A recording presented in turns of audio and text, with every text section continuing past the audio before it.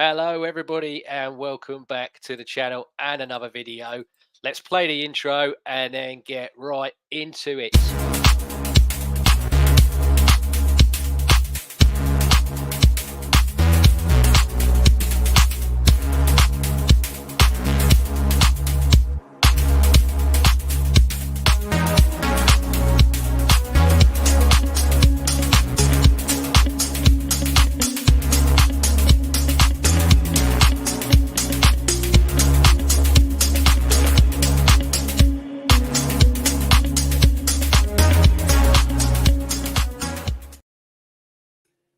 Yes, hello everybody and welcome back to the channel. And joining me this evening, we've got two fantastic guests. We've got who's becoming a regular on the channel, Melvyn. Melvyn, how are you? You're good, thanks. Don't, make too much out of it. You might let the boys down. And also joining us this evening, he is the host of Arsenal Above All, like he's got there in his bio there and his little side piece there on the side. It's Michael. Michael, how you doing? I'm good. I'm a bit under the weather, but perfect pick me up yesterday. And you can't go wrong with a bit of chicken soup, can't you? And had the nice, the right ingredients yesterday. So happy with that. Good to see you and Melvyn, and obviously always delighted to be invited onto your show, James. No, thank you, Mike, and it's a pleasure to have you on here. Like Arsenal at the moment, I'm blessed with a plethora of people that I can choose. None of you went on international break and got injured, so I've got the full, I've got the full squad at my disposal. So yeah, and I'm glad that you come on when you weren't feeling under weather. I appreciate it. No problems, always. So guys, obviously, big game at the weekend. Before that, pre-game, I'll go into that first, and then obviously we'll build it up through. And I'll go to you first, Melvyn. Obviously, we're all on social media. I don't know if you, I don't necessarily follow a lot of them, but their stuff ends up coming on. I think it's just the algorithm in general pushes you towards it. But how confident were you before the game? I mean, they were beaming. They thought that they were going to get. I saw some of them saying 3-1s, 4-0s, 2-0s. What was your thoughts going into it? Because obviously, a lot of us had the reservations about how we're going to line up and how we're going to handle this. But just before, obviously, a ball was kicked, what was your initial thoughts? And basically, how were you feeling going into that game? Genuinely, before a Spurs away game, you think however badly they're playing, however well we're playing, they're going to beat us. They could beat us. No, it could happen because we've been there so many times before. But for some strange reason, even though we had two of our midfielders missing, I wasn't that bothered. I thought, you know what, I'm quite relaxed. Having said that, during the game, when we went 1-0 up, I weren't relaxed anymore. I thought to myself, I put myself through this. I thought, should I make myself a cup of tea? That'd take 5 minutes away, and I turn the sound down and see what the score is. As a chicken, as I become a chicken all of a sudden. I'm not normally like that, but I tell you what, really, looking back on the game, they had their moments when I would call them half chances, but nothing more than that. But for some reason in my head, I was thinking, you know what, we could do this. There's no reason why not. Because I looked at their forward line and I didn't see too much. I honestly didn't. I thought, well, if we can keep them at bay, we're always going to nick 1 or 2. I put it on one of the other things I went on. I thought we'd win 2-0. I genuinely did. So I'm so disappointed. I want to play the game again because we didn't win 2-0. Never mind. Mike, what about yourself? Obviously, I know we're in the group and everything, and we were popping some stuff off before the game. But the main thing normally, and Neil, bless him, he's in here. We were all, mainly me, you, and Jack, were mainly going about, what are we going to do? Like, how are we going to line this up and everything else? And I'll be cheeky and I'll put 2 questions in one. Is that lineup that obviously was selected? Was that what you thought it was going to be, or what you personally would have gone for? I was like Melvyn. I was pretty confident. I think I said it in my show. I'm confident that we were gonna do what we had to do to get the result. Obviously, we wanted to be a little bit more comfortable, but yeah, I was exactly the same as Melvyn when that went in. When the goal went in, then all of a sudden you're trying to kill the time, aren't you? And you're trying to go to the kitchen, get a glass of water, or do whatever you had to do. It was crazy, and yeah, I think it's funny. Steve was on the show on my show, and he pretty much picked the team that was going to start, and that's amazing. That is amazing. Yeah, there have been so many different formulations, so many different options. Yeah, we were saying that the options were so many, and he picked the team spot on. And I just thought the way we set up and the way Trossard and Havertz especially, I mean, the guy never stopped running. I mean, probably go into a bit more later, but he was unreal. And I think there was a bit at the end where I saw online where he was absolutely shattered. He was like literally out on the floor, and Timber was trying to hold him up because he obviously was doing the running, which Odegaard would have done, wouldn't he? Because Odegaard weren't there, and we know what Odegaard does, so he was almost doing the job too. But yeah, I thought the lineup was spot on. And obviously the proof's in the pudding, isn't it? I mean, they didn't have anything. There was nothing to be scared about, you know. Really, they didn't have anyone up front. Really, I mean, Solanke was a bit handful, but yeah, we're just levels, just so far ahead of them. Just weren't any. There weren't any fear at all. We were just fear of losing the lead. That was the only fear that we had once we got it. But there was no fear going into the game at all of us losing to them. I don't know where they got their bravado from. I mean, I don't know. We shouldn't advertise it, but there's a clip going on Talk Sport of Jason Cundy absolutely ripping Jamie O'Hara for 12 minutes, and watch it on YouTube, whatever. So I'll advise anyone to watch it because it's brilliant. Because he was giving it all, like you said, 3-1. We're going to smash him and everything, and he absolutely walk out of the show. That's how bad it was. So but yeah, there was nothing to fear, and yeah, it's just great to see the fallout now. It seems like they're falling out of love with Ange as well, aren't they, a little bit? So, can I say something, Michael? I think Ange's fallen out of love with Spurs. Yeah. More to the point is, I think it started last season when the fans were happy that they got beat at home by Man City. Yeah. And I think it's carried its way through to the questions he's been getting. The fans have been questioning him. I think he's just basically, it's got his head. Its demeanor's changed. I really think I reckon he could leave before he gets sacked. I'm not saying he will get sacked, but I'm saying if you ask me what's going to happen first, I think he'll leave. I honestly do. I think he's had it up to here. Yeah, I mean, I obviously family ties as well. I'm a big Celtic fan, and I know people go, "Oh, that's the Scottish League. It's nowhere near comparable." 100% agree with you.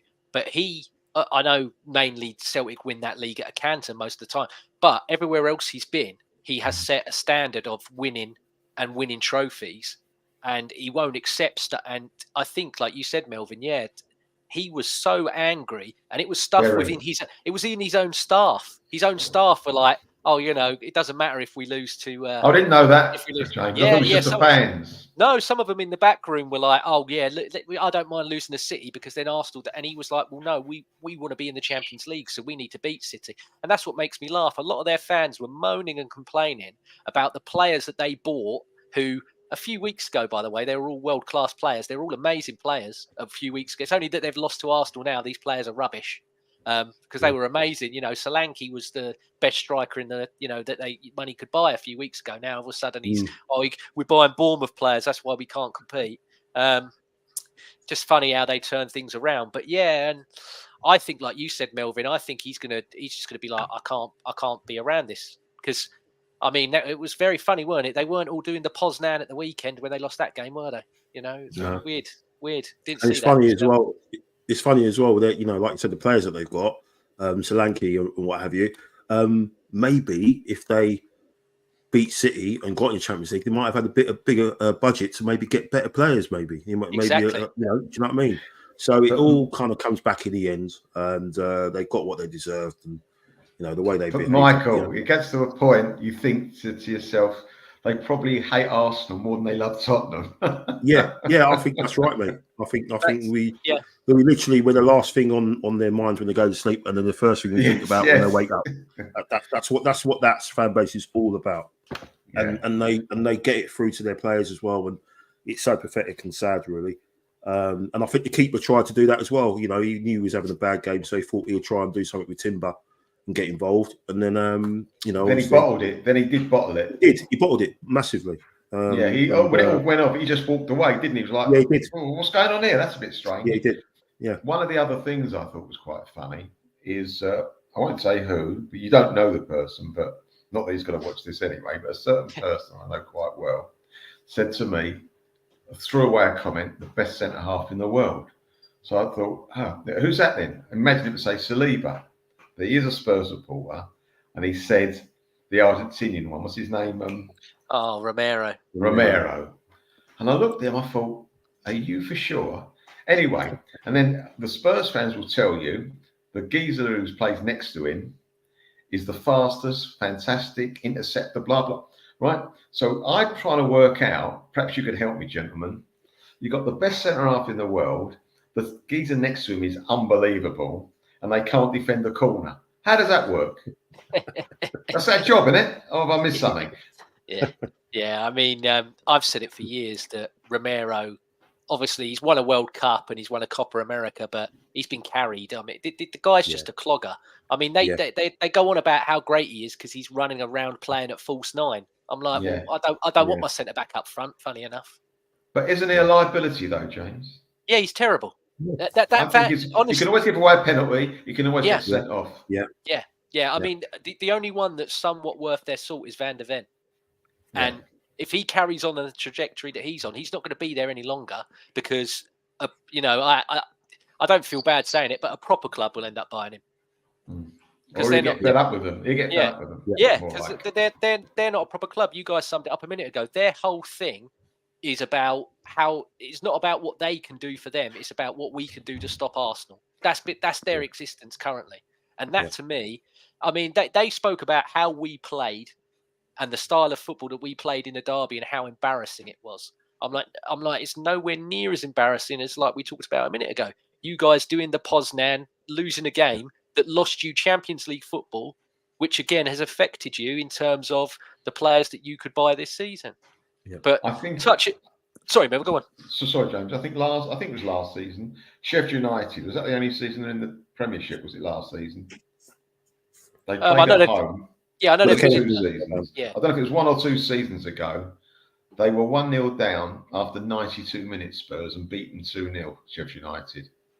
I mean, Sheffield United were rubbish. They had one shot on goal and scored. Yeah, 2-1, I remember I watched the game live with my brother-in-law, Spurs, and they're all holding each other's hand, running up to the crowd. I thought, no, you've got to be happy. I know you're happy you won. When you score a goal, 2 goals in the last few minutes, you forget about all the rubbish before, but you're playing Sheffield United. Think about it. And that's it was 6 games into the season, weren't it, when they were top? Yeah. It was there. I think that was Brazilian goals. The geezer they bought from Everton. Richarlison. I think he got a couple. Yeah. But touching on the game, obviously we mentioned it there earlier as well. They had, for me, a good maybe 10, 15-minute spell because of, I think, the adjustments that we made. I think that their press, it's very effective and it's very fast, but then it has once they get to, a bit like Theo Walcott in the end, back in the day, when it gets to that final third, it just all crumbles. Everything before that is it's so good and so clever. And I think it took us a bit, there were a few bits in that first 20 minutes. I thought Gabriel and even Saliba were a bit like, whoa, hang on a sec here.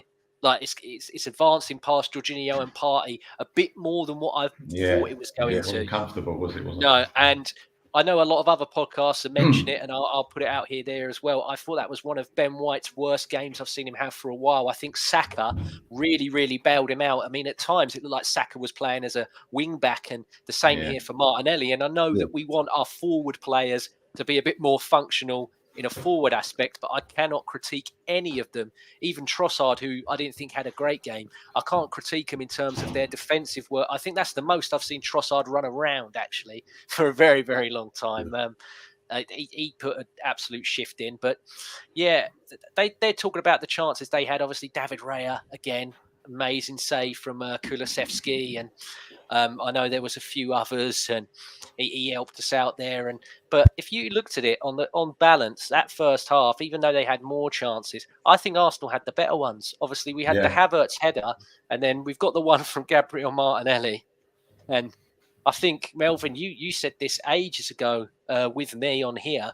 You just were like, James, I just wish he'd look up. You were like, he does everything but look up. And That one at the weekend, yeah, I think he has to slide Saka in for a tap in there. And to me, I haven't seen Saka ever really get mad at somebody for not laying him in. He's very, arms are like that, like, but he was really, really living. And I think it's the opposition, isn't it? I mean, pre-game they showed all the goals he scored against them and the celebrations he's done and everything. So we're talking about players that know beforehand we had players that didn't really know how important this game was to me. They didn't understand this derby, and I think every single one of them now, obviously with the manager being an ex-player, he's ingrained it into them how important it is that you win these games. And yeah, I mean, Saka animated there, and then obviously when it did kick off, which we'll touch on in a minute, he was very animated. He was in there, wasn't he? Yeah, which again was a shock. He was front line job, wasn't he? Yeah. Well, I guess now that we're talking about it, for me, I haven't watched what Dermot Gallagher said because after what the other week, I was like, no, you're being skipped. You're not being. And the way that Sky, I looked it up today because I was actually curious. Jurriën Timber, I think he's been a professional footballer, obviously playing in the youth team at Ajax and then internationally in the full Ajax team. I think he started his career, 2017, maybe 2016. He's never been sent off in his career, either at youth level, international level, or club level. They're making out like this guy's a dirty player. They're saying that it was excessive force and dangerous play. I think Porro bought it. Yeah. I think if there was contact there, for me, it's extremely minimalistic. And not with the studs either. Exactly. It's with the leather of the boot, which doesn't do too much damage. I've heard yesterday he's out of intensive care, but I don't know how true it was. Yeah. But what I did like, obviously, when that all got to that situation, obviously he has the bit with Vicario and everything there, but I think he learnt from the Ben White school of, I'll cause the anarchy and then I get as far away as I possibly. He was back where he was supposed to be at left back. He was just like, off I go. Let everyone else deal with the fallout. That's what I loved. I was like, clever. But being the Arsenal, James, he could have got a second yellow for that. Of course he could have. Yeah. That's the worry. I was when he was put his hands up. I thought, no, you're holding his jersey. He went, please, don't get the second, because it's what I've grown up on that. Yeah, we all have. So well, it's surprised they didn't get 2 bookings in one instance. We've seen that as well, haven't we? The first one wasn't a booking. I'm not even so sure it was a foul. The first one. Yeah. No. When did you see the news angle of the tackle? When it wasn't even a tackle. When he drew it round, when he pulled, he did a little turn. Yeah. If you look at it, he hardly touches him, and it's with, as I say, it's with the boots, the foot. It's not with the studs or anything like that. So I don't know.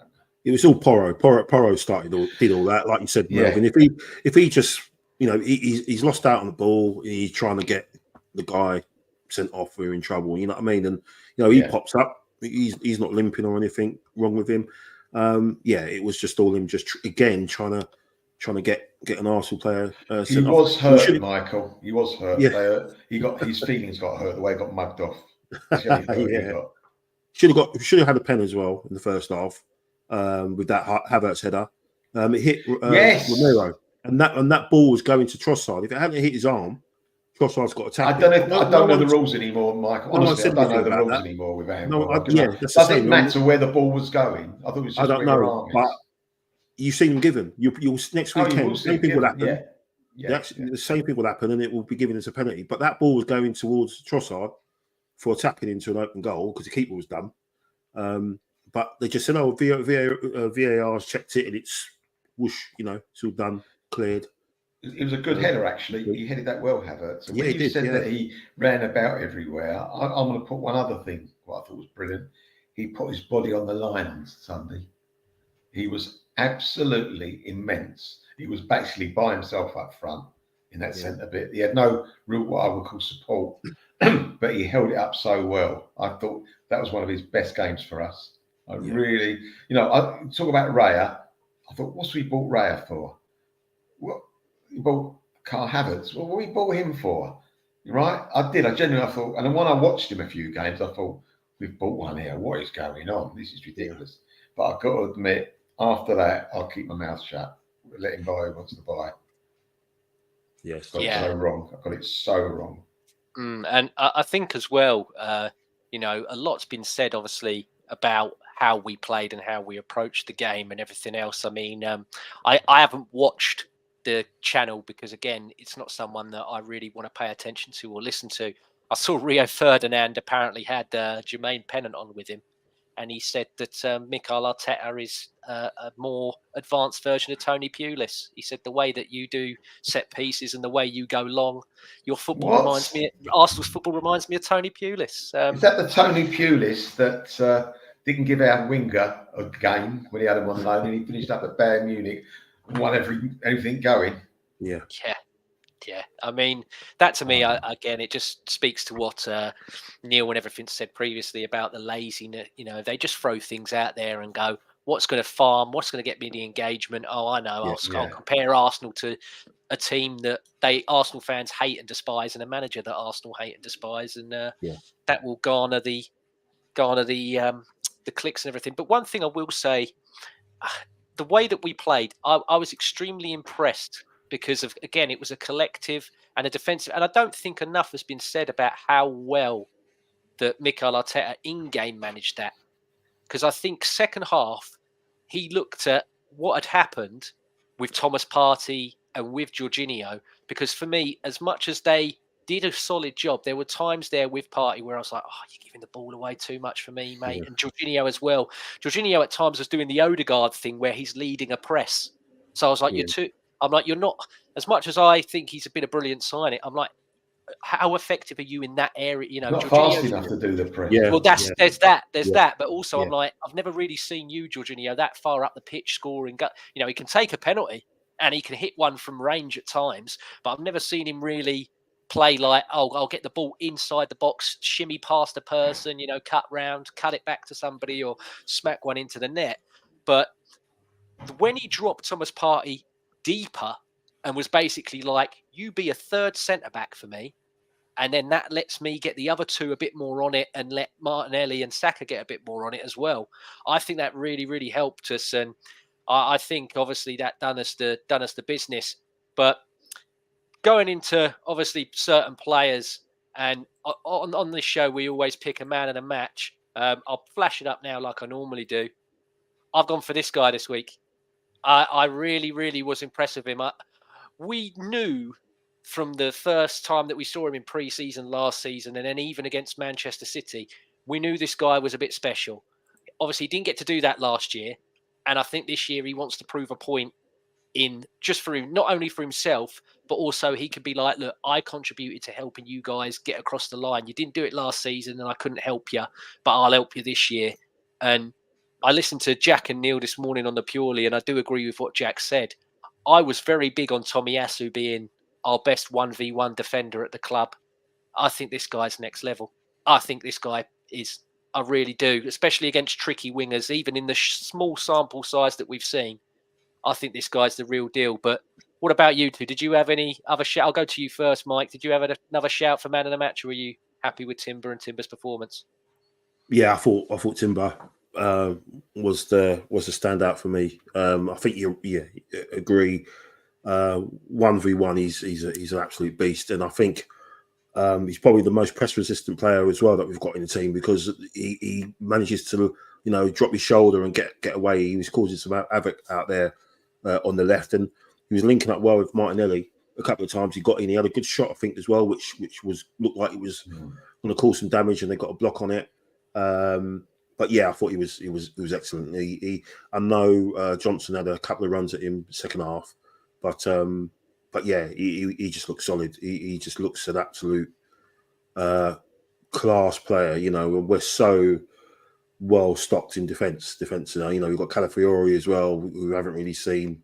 We saw clips of what he did against France midweek, and it was absolutely sensational. So we got him to come in. But yeah, Timber, I would definitely go with being man of the match. He was excellent, and I think that's his first 90 minutes. Is it since he's come back? I think it is. All the other games, so that's his first 90 minutes, and yeah, so he's put an effort in as well. So it can be interesting to see if he starts him. if you probably will start him because Calafiori, I'm not sure if he's fit yet. But yeah, I agree with you with the man of the match there, James. And Melvyn, what about you? Do you think was Timber yours, or did you have somebody else? I had a couple in mind. I mean, I had three actually. The other two, but he gets it for me. The bottom line, it's him. But I had Carl Havertz and the goalkeeper. But Timber, what was so good about him? Number one, he's two-footed, but he's better on his right foot. He's on the wrong foot, though he can play. But what really impressed me, there was a situation. Now, remember, he's been injured, and as he lost that bit of pace that he might have had. Look, he went on a sprint. It was like everyone was running in mud. I thought, bloody hell, if this injury's made you slower, how fast must you have been before the injury? He's got that back. He's got the confidence back. He's not frightened of getting into tackles and getting involved. And he's a footballer, if you know what I mean. He's not just the guy that gets the ball, pushes it, it's all right, but get the tackles in, close down. He's got it all. And I would like, it won't happen, I'd like to try him at right back. Because I think in certain games, and I didn't have a good game this week, so I'm not picking on him because it's this game, because I might have mentioned this before. I think one-on-one sometimes, Ben White struggles when he's defending just outside the box. Yeah. And I'd love to see him. How more effective is he going to be, Timber, playing on the right with Saliba in front, with Saka in front of him, for example. Yeah. And also on the left, you're going Calafiori to play left back as well. Tommy, we can't rely on Tommy, obviously. But that will be some defence, because Calafiori can defend, can't he? Let's face it. Yeah. I saw him against, is it France? I saw the whole game. And he was just quality, absolute quality when he was on. Absolute quality. He's strong as you like. He gets involved as well. What's the game he came on at? And he had a bit of a go with the two defenders from the goal. That's Villa. It, Villa. He's got something about him as well. He's not, that's what you want. And that's what I would do, I think. But Timber, for me, I mean, he's just a lovely, terrific player. And he's got it all. He seems like he's played 50 games for us, doesn't it? Yeah. The way he's playing. It's only, as you said, this is probably his first full game for us, isn't it? Probably. Yeah, it was, yeah. Fantastic. And I think, like you said, obviously, Ben White, even in the last game versus Brighton, I thought Matoma was giving him a torrid. Yeah, I was a bit worried about him in that one. And obviously, this weekend, it could be Doku, it could be Grealish, it could be Savinia, it could be any of those City players. He's going to pick him because obviously he's been his right back for a long time, but also he's very much, Arteta loves the relationships that are between certain players. And I think he's like, that Saka and Ben White relationship is so strong, I can't afford to break that up by play. But I do think, Melvyn, you might see it because Calafiori, like you said, he's not someone that's coming in to just be a bit part player. He's going to want to start. And I think if you look at it, if he's going to start at left back, Timber's too good to be rested. I mean, it's a lovely problem to have, but yeah, it's going to take some figuring out. But another thing I just wanted to mention, obviously, before we go on to the goal and everything else, again, the style of play. Now, you guys obviously much older than me, so you actually sat there and witnessed it. A lot of people have compared Mikel Arteta. Obviously, someone compared him to Tony Pulis, but a lot of people have compared him to Arsene Wenger, to Pep Guardiola. But I listened to a few of the ex-players, and I've heard Smudger say it. I've heard Merson say it. The main two that started it before anybody else were actually Hillier and Kevin Campbell, rest his soul. They compared him to George Graham.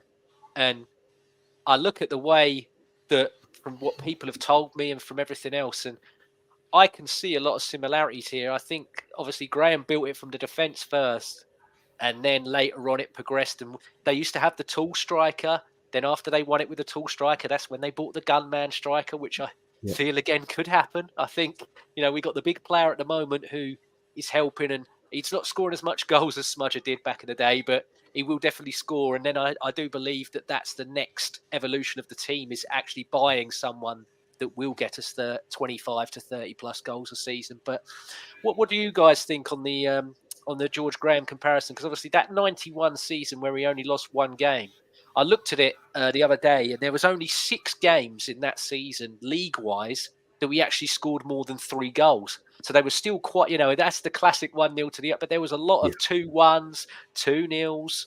So, but I'll go to you first, Mike, and then to Melvyn. But yeah, what do you think on the George Graham comparison with old Mikel Arteta? Yeah, it's funny because when Arteta got the job, everyone was kind of saying, "Oh, well, he's been under, Arsene, been on the training fields with him, and he's going to be a mesh up of Pep and Wenger, and we're going to have this amazing football." And it looks like he is. He's more George Graham and David Moyes, in terms of the way he just wants to get these physical guys in. What the whole back four, they're all 6 foot and a bit more, apart from Timber, who's just under that, I think. We've got Havertz, we've got Rice.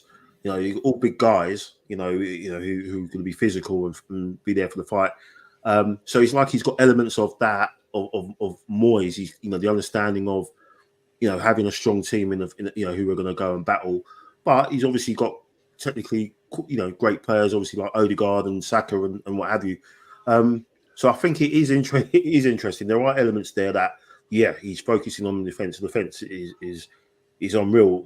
It's almost like it is. Once we go 1-0 up, that's it. The opposition know that it's game over, and that's what it was like with in the good old days. With Adams and Bold and stuff, you knew obviously that was it. Opposition players used to say that once they went 1-0 up, that was it. We knew it was over. But yeah, it's amusing to hear that. He just needs to get something over the line, doesn't he? Now, like a league title, and the whole boring Arsenal stuff. I mean, I think the following year, was it 92? We scored like 92 goals, I think, in the following season. That was with Merson and all that stuff and everything. So, the narrative that Arsenal were boring, it kind of wasn't necessarily true. There were games that we did shut up shop and we did do what we had to do to get over the line. But there were other times when we blew teams away. Remember us beating Norwich, who at the time were flying high and everything like that. And we ended up beating them, thinking it was 5-1 or something like that and stuff. So, I just think, trying to use, people calling them Spanish Pulis and stuff like that. It's just another way of, okay, Arsenal are in a positive light. How can we take shots at them? How can we take them down a little bit? And we saw that with the post-match stuff with Redknapp saying, Timber was lucky to be to stay on the pitch. Merson as well saying it, which was just ridiculous. But no, I think if he's got a little bit of magic dust that George Graham had at the beginning, then great. Long may it continue. Yeah, Melvyn, yourself.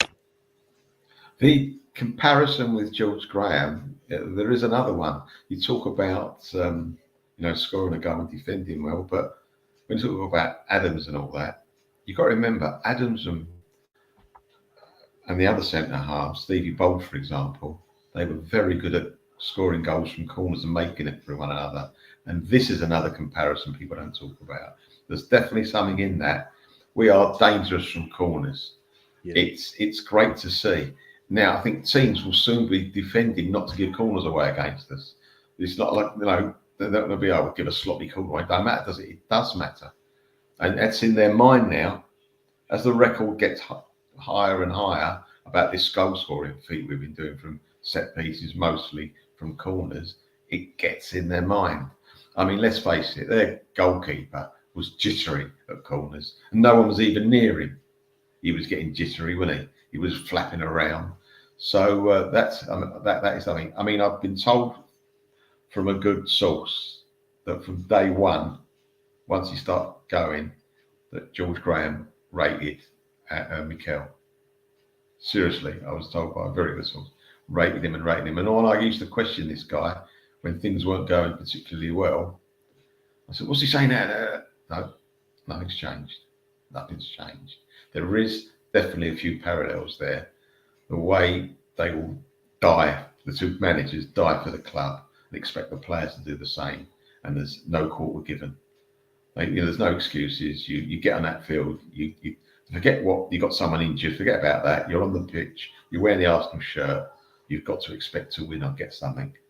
So I mean, it's great. I mean, how lucky have we been with managers? I mean, if my memory ever goes, I'm not too bothered because I can remember the Arsenal managers, because there haven't been that many. compared to other clubs. Yeah. I mean, you got other clubs in the same city as us that had 5 managers in. I think what was it only about less than 2 years or so. But yeah, I mean, for me, obviously, I was brought up on the Wenger ball, and I don't mind lacking a bit of panache or whatever word you want to describe it for efficiency. And I remember my dad and other family members telling me that at the time they were just like, look, if you want to be entertained, go to the theatre, go to a concert, or go watch West Ham, because West Ham play all the fancy stuff, but we win. And that, for me, this group needs to win something. And I know last year we had games like the Sheffield United, West Ham's, where we were getting 6 goals. I think that's going to happen. It's only a matter of time before someone gets a spanking off us. I'd love it to be Sunday. I can't see it, but I'd love it to be Sunday. But yeah, it's coming. I mean, there's been a lot of people that are saying to me, "Oh, James, but aren't you getting concerned that every week you're giving man of the matches to defensive players and not offensive ones?" And I say, well, one, we've been very, very unlucky with injuries, but at the same time, I'm like, when the defence are doing what they're doing and playing as well as they are, how can you not? I mean, you got to praise both aspects of the game. I know, obviously, the goals win you it, but the defence, it's the cliche, isn't it? Goals win your games, defence wins your titles, and that to me, I think just it's the best defensive Arsenal side I've seen in years since the It's well drilled. Easily. Not only they're good players, James, they're well drilled. It's like someone once said to me. He said, "If you haven't got a good defence, you can't afford to attack." Yeah. Because when you think of Arteta, when he came to Arsenal and the defence, the players he played in front of, do you know what I mean? I know he had Mertesacker, Koscielny, but after that, once those two were out, then we were kind of struggling, weren't we? So, yeah, he's built an unbelievable defensive line, and it's great that we've got so many different ways to play. Different ways to win a game and set up. And he said it before. He said, he had a really good plan against Tottenham, and then he got a phone call. Someone else is injured. They had to change it, and then he was setting up another plan, and then got another call saying another player's injured, so he's got to change it again. So he's kind of showing, like you said, James, not only on the fly stuff with seeing stuff in game. He's got different ways of setting up, and I'm sure there'll be a slightly different way on Sunday. Obviously, we've got the game on Thursday, but I'm sure he'll have a different way to play there and keep them guessing, because everyone's going to be saying, "Oh, also going to be defensive again," and what have you. But I think it kind of spooked City a little bit, the way we're playing at the moment, and they're not sure what we're going to do either. But it's great that we've got a different way of approaching the game. Whereas before under Wenger, we knew what it was about. We knew it was, okay, it's going to be lovely football and we're going to try and score more goals than them. Now it's like, we've got different ways to play, we've got different strings for our bow, and it's pissing everybody off. They just hate it that we're going to these big games and we're not getting turned over. They loved it when we used to go to Liverpool and United or whatever and City get absolutely battered. It's not happening anymore. Look, our away record is unreal this year. Absolutely unreal. And no one's talking about it enough. Yeah. I mean, what is it? 9 months in and only 3 goals conceded. I don't think we've only drawn the City game, but we've won every single other one on the road. Yeah. I mean, we've always talked about how much we want home to be a fortress, but then you've also, away at the moment, we're just, we are absolutely elite, and all the power to it for the management team and for the players. I mean, football for me goes in spells of sometimes it's a player's game, then it's a coach's game. And I think this era that we're in right now is definitely the coaches more so than the players. I mean, Mike made a good comment a minute ago about Chelsea played horrible football for their first champ. They did, but those players got them over the line. The players that they had won them the champion.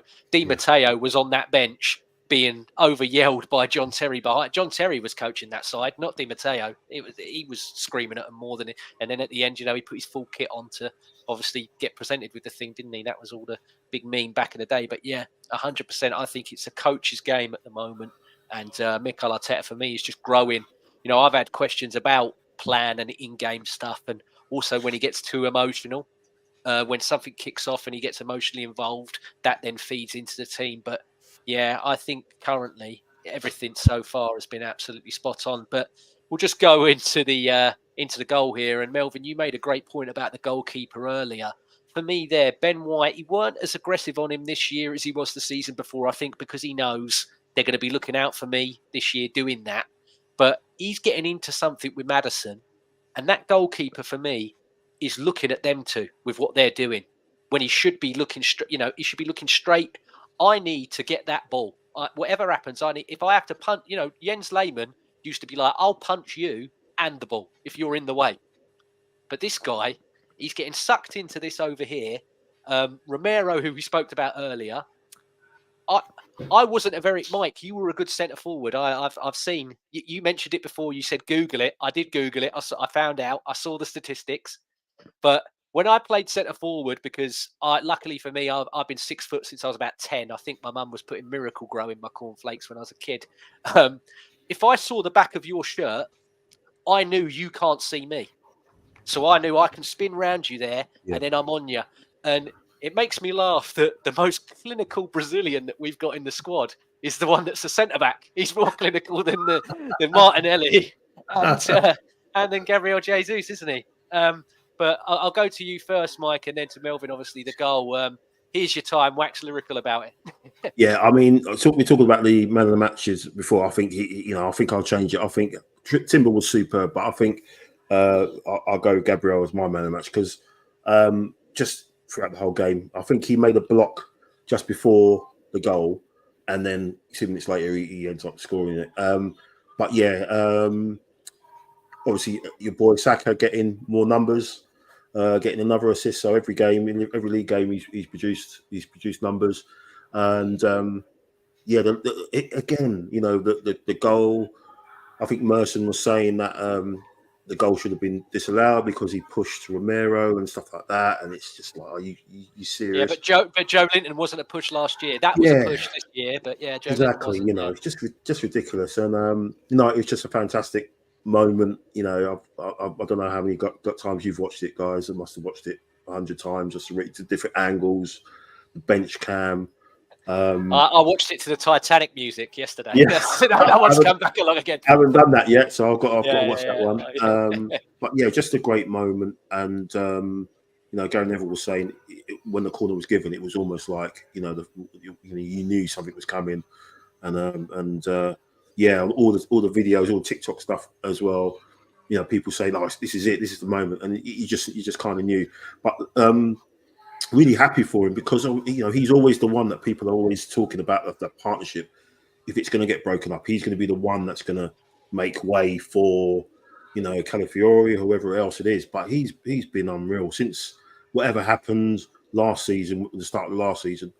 The guy's been an absolute warrior, and I'm sure he's looking forward to Sunday with Haaland after what happened at the Etihad last year when they had a little chat after the game and everything like that, and Pep was trying to get involved.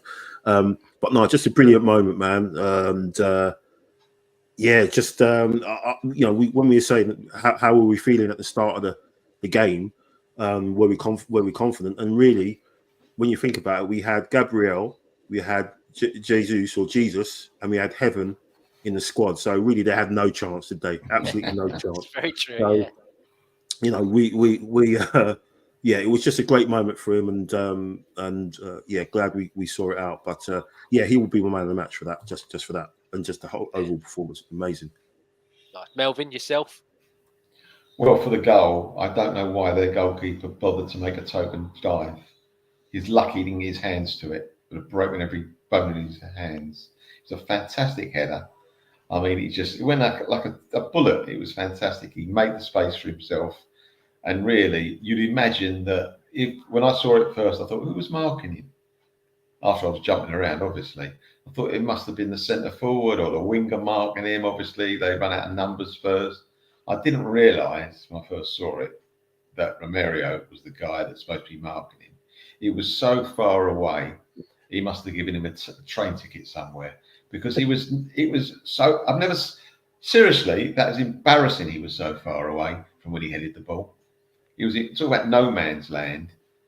it was ridiculous. But it's all about the. Did you see the interview with Mika when the girl asked him about the corners? Have you planned it with going over to the goalkeeper? He goes, no. So she goes, well, what's the plan? He says, to score with a header. That's what he said. That's what she said. She goes, yeah, but what about? No. That's what it's about. To score, the timing of the run, and to score goals. That's what we practice. Nothing else. And did you go back to what people did? Did you see that thing with Merson when he talked about Strictly? Yeah. That was it's all about the timing, isn't it? It was superb. It was. I think Ferdinand knew what was coming because he had a little bit of a smile on his face. I mean, Redknapp was clueless in Seattle, wasn't he? He was waiting for something special. Like, yeah, well, I think they might win it. Well, I think and all of a sudden, did you see his face drop when Merson did that? It was fabulous. Absolutely fabulous. No, it's good. Yeah, I mean, you're talking about the comedy factor there. Yeah. I mean, for me, the best thing I've seen, and bless them, they're much bigger YouTubers and everything else than I'll ever be. But there's these two brothers that do the Tottenham stuff, and I think they're Arsenal supporters. I really do. They film themselves everywhere. Why? Game. Why would you do that? I know. Why would you do that? But it's the guy who's further up from them. When we get the corner and he's doing the old Doctor Who back in the day, and he's turning away. He can't watch. And they're like, they're like, don't turn away, don't. He's like, no, because I know what's going to happen. And it's just, and then just the way they all get, that's their first shot on target. The way they which it wasn't. No, I know. It's so funny. It is so funny.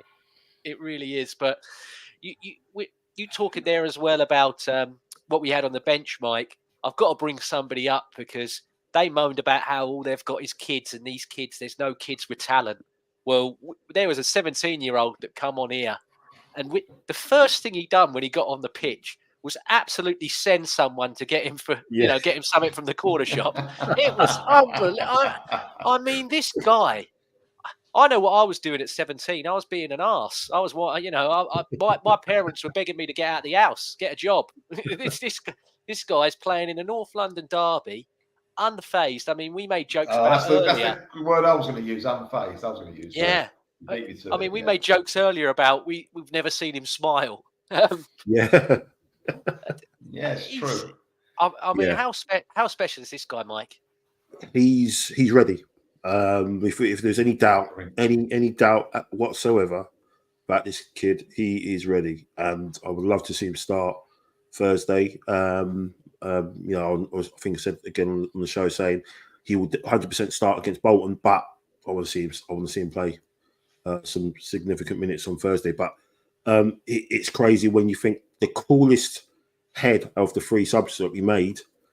When you look at what Jesus did, there was a moment when Jesus had the ball, and he's like, "Okay, just run into the corner." And no, he cut inside, and he tried to go past two players, and I almost threw the TV in. Yeah, same here. It was unbelievable. Yeah.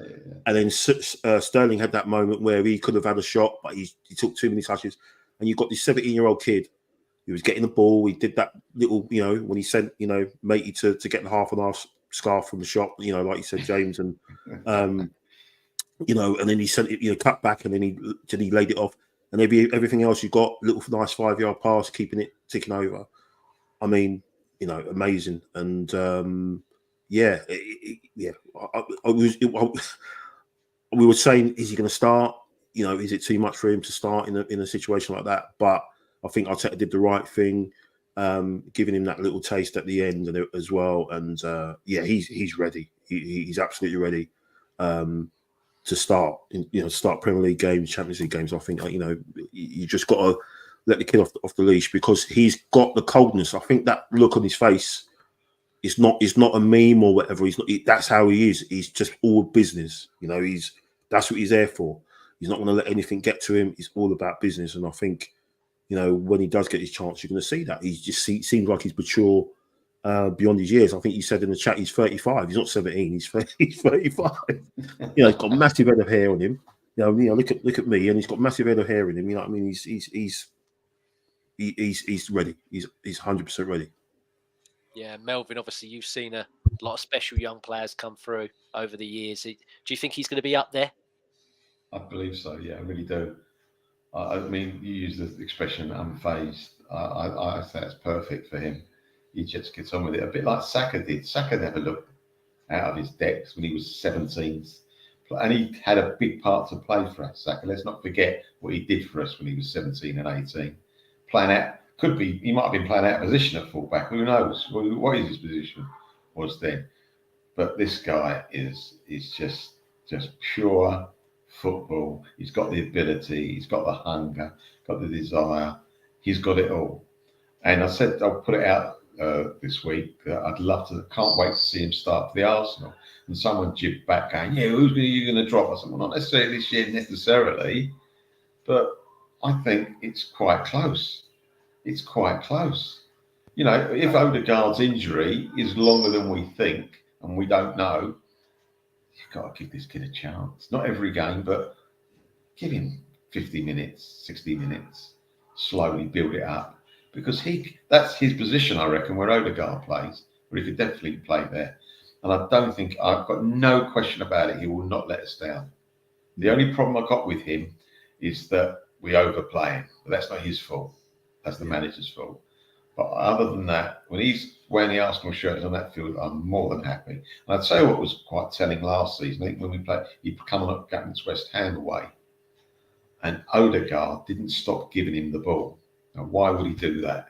He must have confidence in the kid. And yeah. I just think I'm so excited about this kid. I mean, you can take our first 12, 13, 14 players, great to watch, love it, absolutely wonderful. But then you get excited about a couple of them coming through, and he's the one that you think, all right, we didn't play well this week, but this kid's going to come on at some stage. There's something to look. We've got something to look forward to, haven't we? That's what it is, and I'm really excited about this kid. Really am. Yeah, and like you said there, I think obviously the players trust him, and I think the manager definitely trusts him now because he's got rid of every other bit of competition that was in that position. You know, Vieira's gone, Smith Rowe's gone. So he's entrusted basically all of his faith in him being this player. And yeah, I want to see him get more significant minutes, definitely. And like you said as well, they're giving him the ball, but he's constantly calling for it. You know, he's showing for the ball as well. And he's pointing as well. You know, exactly, if he points. Exactly. And for 17, I'm like the brass on him. Just it's unbelievable. I think you've got to harvest the talent like that because they very rarely come along. I mean, what's other than obviously Saka, before Saka, you had Wilshere, who sadly didn't go to, but I'd say the best other than that was probably Ashley Cole before him. So it's been a long, long time since we've had special players come through our academy that have actually escalated us to a level. But I do believe that this guy will definitely do it. Another thing I just want to mention, obviously, before we kick on and preview the next two games and then wrap it up, like you said, Mike, Sterling obviously come on. He looked a bit rusty, and then Jesus come on with his new hair. And like I agree, like I put in the chat, I said you can't have braids and do something silly. And what does he do? Yeah, nearly led to a 1v1 straight away. I was like, oh no. So, but I saw today in the squad photo he's taken the braids out, so maybe he's gone. All right. Do you know what? I won't risk it anymore. I'll remove the braids and go back to the classic haircut. But also as well, you know, I mentioned it before. People say that games often sometimes are won and lost in the tunnel. What did you guys make of the new? I mean, we could be talking about this kid in the next few years. I think this guy's got a lifetime contract. I mean, I'm 33 tomorrow. I don't mind this guy being mascot of 33 if this is what he does. I thought he was brilliant. What do you guys think? Yeah, it's amazing. Absolutely amazing. Even after the game as well, see the picture of him outside outside the bag, and he's doing the yell thing. Just brilliant. Really want to shake his parents' hands, you know, whoever they are, and been brought up properly. Right, the way he was shoving the kids at the top of he proper weren't having it at all, and then he looked really upset, like annoyed, I should say, when when the players came out, when Raya came out, it was like, you know, and then I think there's a shot of Jorginho just cracking up as well, just that how what this kid's up to. But yeah, amazing. It was really funny, really, you know, set. I don't know what it is with us in the tunnel. You know, you had Ben White looking at McGinn, you know, giving him daggers. You had you know, our players in the last couple of games looking over. So yeah, we seem to be you know, having that tunnel aura again, like we did in 03 and 04. So but yeah, like you said, give this guy, give him all the games, all the away games. Let him be there at the Etihad and let him sort out the mascot there as well. Yeah, Melvyn, what did you make of the young man? Yes, talk about brass. I mean, he was by himself, wasn't he? There were about 11 of those mascots, so we had one, and he was get back, just get back. No, not worried about being the only one. He weren't having it, was he? He wasn't having it. No. You shake your own players' hands, please. You don't deserve to shake our ones. He had that Roy Keane mentality of you don't do this sort of stuff after the game. Do it all. I mean, you talking about Ben White and daggers. Bloody hell, the daggers he was giving Raya when he was hugging Porro. Yes. He was like, he's like, nah, that's getting a bit too, you know, that's getting a bit too friendly for me. Yeah, he was fuming. No, and I don't know if you guys have seen the video as well of the kid who was the mascot. You know, at the end, they're like, oh, this is the mascot for Tottenham today, age, whatever. And then they give a little wave and they run off. And then they're like, this is the Arsenal one, blah, blah, blah, blah. The girl, she's got like the little pigtails and everything. When they're running off, she's sprinting and it's like she's got a few yards ahead of him. But he's like, I can't be last against this. I don't know if he's like, I can't lose in this. It's not even a race. But you see him, he does this with his arms as if he's picking, and he just dominates her. She's like, she goes so far behind him. And even that made me I'm like, oh God, this kid just won't take any loss to anything that can be construed as he's met Tottenham mates looks better than Arsenal. He's not having it. And yeah, I loved it. I just thought it was hilarious. I really did. Brilliant. But yeah, we got two big games obviously coming up. We got our European adventure against Atalanta, and we all know what Gasparini's going to do, what kind of tactics he's going to deploy. And I thought he really outdone Liverpool last season, ruined Klopp's farewell brigade, ruined Bayern Leverkusen's amazing season. They've got some really good players there. They've got Scalvini at the back, who's up there with Calafiori. I think he's one of the best young defenders in the world. They got Kolasinac, who looks great for them. Didn't look great for Arsenal near the end, but he looks great for Atalanta. They got Lookman up there. They got De Ketelaere as well, Roosens. What are you guys expecting? I'll go to you first, Mike. What were you expecting? Are you expecting a tough game out there, and are you expecting many changes? For me, I think, like you said earlier, I would take Timber out for this one. I think can save him, and then I think Declan Rice is obviously going to come back in.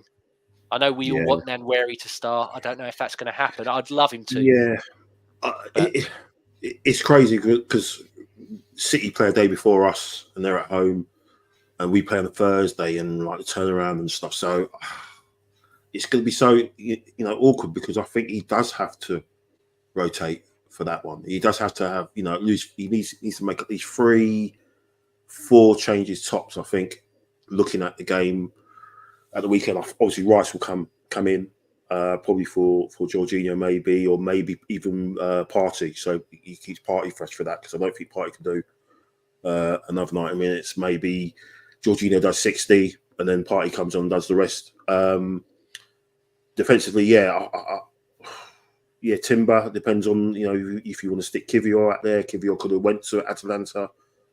He's kind of in the shop window maybe if he goes there. He wants to put in a good performance. But I think, you've got to be making a couple of changes. Maybe Sterling starts instead of, Martinelli, or you give him a rest because he's obviously looking ahead to Sunday. Because I think, even though he missed that big chance, Martinelli, and I think he got the most dribbles in that game.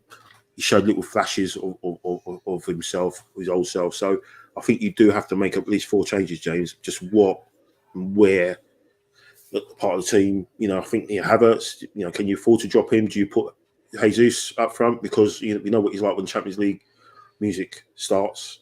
He turns into R9, doesn't he? I don't know if he liked the new Champions League music. I don't know whether he had the same reaction, but But I think you maybe play him. If he likes the trumpet, he will. There's some more, just more trumpets now, isn't it? Yeah. Yeah. So maybe play Jesus up front, and then you maybe give Havertz a rest, because I think we're going to 100% need him, and I think he just ran a marathon, like 2 marathons on Sunday. He was absolutely finished. But yeah, I think he's got to make some changes. He has to treat Atalanta with respect, because they're a good side.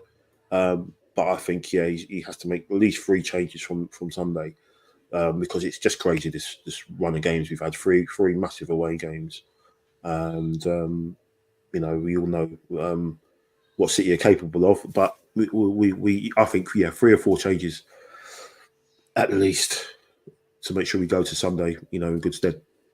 Yeah, Melvyn. Yeah, I agree with that. I think one of the changes he ought to make is put Sterling on instead of Saka. I'd give Saka a rest. Let Sterling show us what he's got. We know what he's got. And he's played at this level so many times. I think we can afford to, say, right, you're on, mate. Now do it. So I would definitely say Saka. I would play Jesus as well up top instead of Havertz. Give him a rest, because he ran his legs off on Sunday. We need him for next Sunday. And what's the latest on Calafiore? When's he coming back? Yeah, I mean, to be fair, he looked very good walking about in the fashion show the other night at the Emirates. So as long he was standing up and walking, so he looked fine there. And then they all did the squad photo today. I saw Moreno's no longer in the sling, so I'm like, hopefully he's back in a few weeks' time. Because I mean, that's a guy who I've never seen someone who's not playing look so angry that he's not playing in my life. He looked fuming during that Brighton game. And Calafiore, as far as I'm aware, as well as being at the fashion show, he was at the Tottenham game at the weekend, and then in the changing room, he's jumping up and down with them all at the. So I'm like, if he's all right to jump up, if he's all right to jump up and down, hopefully he'll. And I mean, it's in Italy, isn't it? You'd think naturally he'd want to play in Italy. Yeah, if you can. I think he's having personal problems myself, because I don't know if he's with anyone at the moment, but I think he'd probably find it hard to pull a bird, don't you? That's all right. I think it's personal problems. That's what I'm told. There's a classic video of the one that is with him, and she's got one. There's got a young lady. Yeah, she swoops in. He's being interviewed by. I did see that. Yeah. Bit jealous. I mean, to be fair, we've moaned about the pundits over here. I think if Sky are going to do a recruitment drive for new ones, definitely get the ones from Italy, because I wouldn't mind them asking me some questions about football. To be fair, or anything. But she swoops right in there. His missus straight away, like, hey, enough. Like you get too familiar. I mean, so he's not struggling then. I thought he might struggle, We're sorry for him, No, definitely. Okay, just to press you both just quickly, and then we'll shoot off. Predictions wise, I'll go to you first, Melvyn. Let's do Thursday and then do Sunday from you. What you're thinking, what you're feeling? I fancy to be a draw 1-1 against Atlanta. Okay. Playing away in America, it's a long way to go, isn't it? And on Sunday, I think it'll be goalless again. I really do. Wow. Okay. And Michael, yourself? Yeah, I was going to go 1-1 as well for Atalanta. And City, I can see us beating them, I can see us getting a 2-1 win or something like that. I could see Haaland scoring, because I just think that he's due one against us after last year. And, he's been in the woods, isn't he, over the summer, chopping wood and all that stuff with his dad and everything. And look what he's doing this season. But I can see him nabbing one. But I can see us, getting a statement win. Everyone's still talking about, oh, we should have went down there and beat them, and that's what cost us the league. That isn't what cost us the league. People just talking absolute rubbish. But, I can see that, Arteta using that as saying, well, look, you remember what they said about us? Let's show them. Let's show them, we've got closer to them. And I can see us getting a famous win, and just triggering fan bases all over the world again, just making, who they think they are winning these games, Arsenal. So, but yeah, 2-1. I'll go 2-1 against City. Nice. I'm going to go for a 2-1 against Atalanta on Thursday. I think we're going to win that one.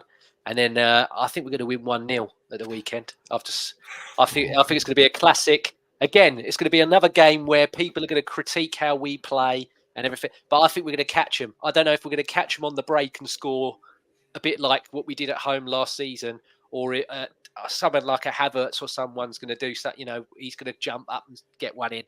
Because Sterling and Jesus are due a goal against them. It would be amazing. The ex-player always goes back and scores a goal against the old team. So we've got two of them. You've got two of them up there. So one of them is due to be confident.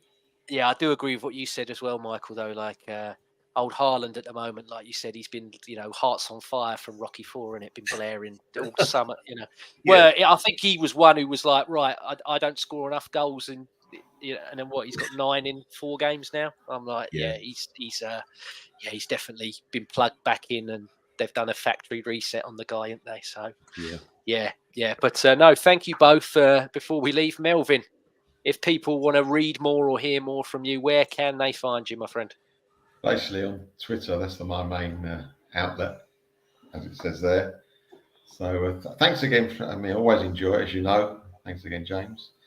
Great being with Michael, as always. Cheers. Thanks, Will. Yeah. And Michael, if people want to find and read and listen to you, where can they go? You can find me on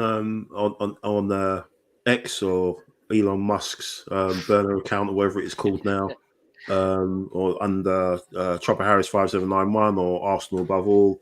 I'm also on Threads now. Just put that on Threads, the Arsenal Above All account on Threads as well. And just great for the support as well. Thanks for your support from both of you, fine gentlemen as well. You need to appear on the Arsenal Above All this season. We're still negotiating the contracts with both of yourselves still. So you're very, very tough to nail down, you two. So I'm glad I got you here both at the same time. It's almost like I'm getting stitched up somehow. But but no, thanks for the support from both of you, and thanks for having me on tonight. I really enjoyed it. Really great chat. Yeah, no, thank you. And I've put both of you guys' Twitter accounts in the description box, and I've also put the podcast link for yourself, Mike, in the description box as well, because it's a great channel. Please get over there and give it a watch and subscribe. It's part of my weekly rotation, and people need to make it in theirs as well, because every man and his dog's got an Arsenal podcast, but there's only certain ones that you need to be listening to, and yours is definitely in that list. But thank you very much, everybody. Take care, enjoy the 2 games, and come on the Arsenal.